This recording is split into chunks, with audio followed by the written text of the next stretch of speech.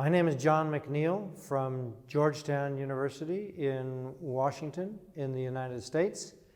I'm going to speak for a moment or two about the concept of the Anthropocene, sometimes pronounced Anthropocene. The fact that people can't even agree on how to pronounce it is an indication of how difficult a concept, how controversial a concept it is. The Anthropocene idea originated right around 20 years ago, and the person who first brought it into the popular lexicon is Paul Crutzen, a Dutch atmospheric chemist. And he understood the Anthropocene to represent a new era in the history of the Earth, defined mainly by atmospheric chemistry, mainly by carbon dioxide concentrations in the atmosphere and their effect on climate.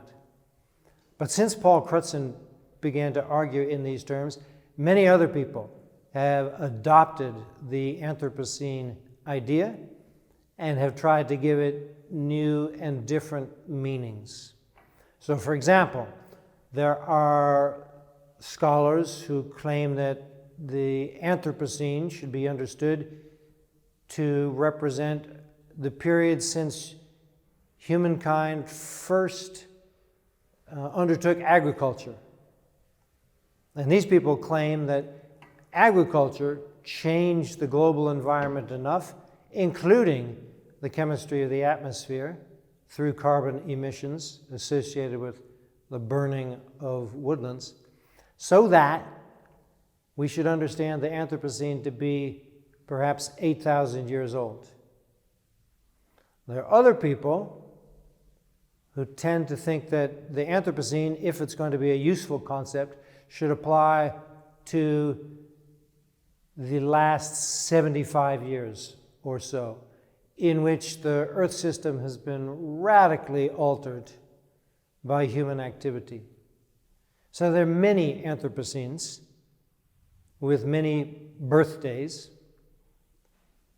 On top of that, the concept is controversial because it aggregates environmental history.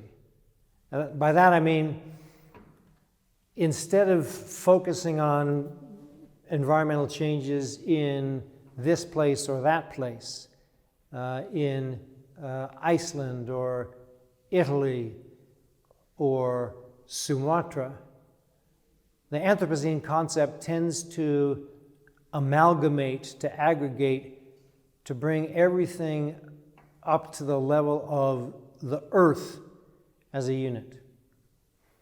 Part of the reason for this is that the Anthropocene concept is important within geology and the subset of geology known as stratigraphy.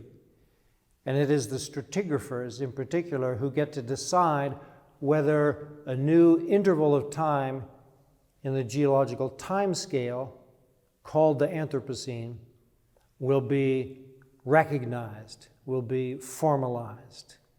And so they're arguing about this right now in the Anthropocene Working Group, which is made up mainly of stratigraphers. But in that tradition, the tradition of stratigraphy and geology, the history of the Earth is understood to apply always to the whole Earth. And so disaggregating the Anthropocene is intellectually either irrelevant or uninteresting from the point of view of the profession of stratigraphy.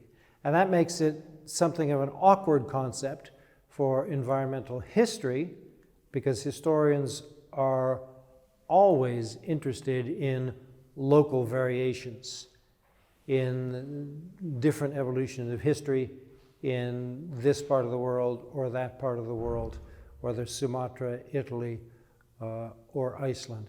So the Anthropocene concept, to summarize, means very different things to different people, and it's a problematic concept for environmental history.